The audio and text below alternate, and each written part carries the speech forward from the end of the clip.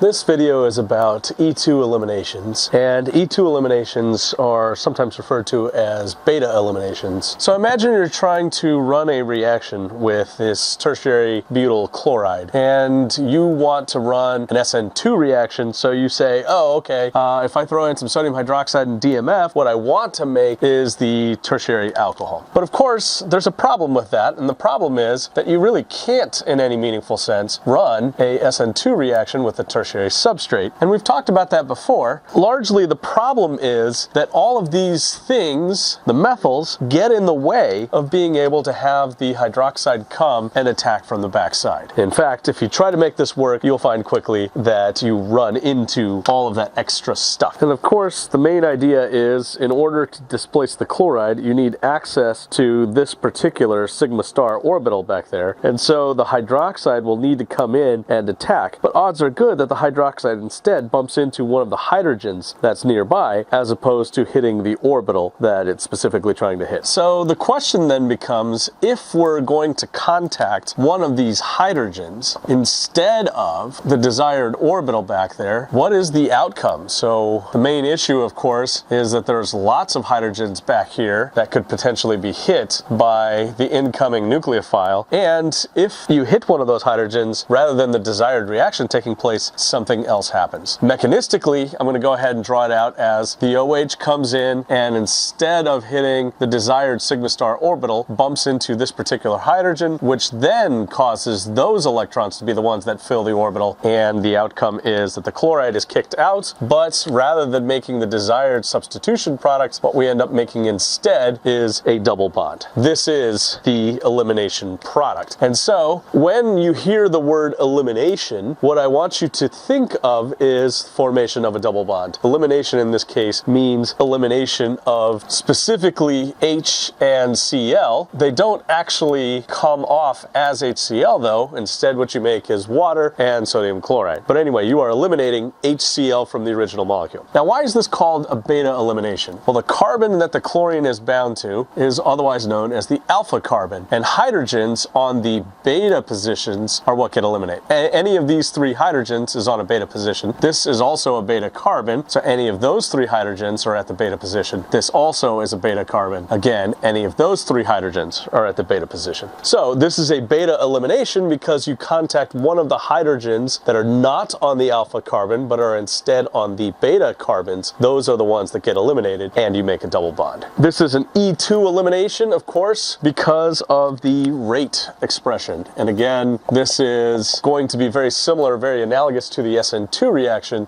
The 2 refers here to a bimolecular interaction between base, it's going to be a base instead of a nucleophile, and substrate. But really this is the direct analogy to an SN2 type reaction. It just, rather than hitting the desired empty orbital, that is the sigma star orbital opposite the chlorine, you instead bump into one of the nearby hydrogens, and that causes the elimination reaction to take place. The core idea behind an E2 elimination, again, is that you have a nucleophile or a base. The more basic the nucleophile, the faster this reaction will go. So hydroxide is a reasonable nucleophile, but it also is a fairly strong base. So hydroxide will be your prototypical small base to do a reaction like this. Anyhow, this base is trying to find its way to the sigma star orbital that's opposite the chlorine. So the carbon-chlorine sigma bond is polarized, and there's a delta plus back here on the carbon, and the base slash nucleophile is trying to find its way to that sigma star orbital. But if on the way, rather than finding its way into that orbital, it instead encounters the hydrogen, then you'll notice that the carbon-hydrogen bond here has a pair of electrons in it and is itself aligned with the sigma star orbital. So instead of going to the sigma star orbital, it instead contacts the hydrogen, abstracting the hydrogen. These electrons then flow into the sigma star orbital themselves, which then causes the sigma orbital to become a chlorine lone pair. So this is the orbital description of what's happening in this mechanism, which leads to the elimination product. Again, if I just simply redraw this, what you get is the double bonds, and where before we had 2 methyls, in this particular instance I've indicated them both as R. Again, the electrons are in a sigma orbital. When You abstract the hydrogen, the bonds in the sigma orbital slide over into the sigma star, which then kick out the chloride. This is all three steps happening simultaneously. But notice the arrangement that needs to be present here. This sigma orbital needs to be overlapping with that sigma star, and it's anti where the chlorine is. And in fact, we refer to this particular arrangement as anti-periplanar, which means opposite, but in the same plane. So the hydrogen is directly opposite the chlorine. They are in the same plane, and it's because the sigma orbital needs to be lined up with the sigma star, which is of course opposite where the sigma between carbon and chlorine is. Electrons flow from the base to the hydrogen, making a bond, flow from the sigma into the sigma star, making a double bond, and flow from the sigma onto the chlorine, making a lone pair. This is an E2 elimination reaction.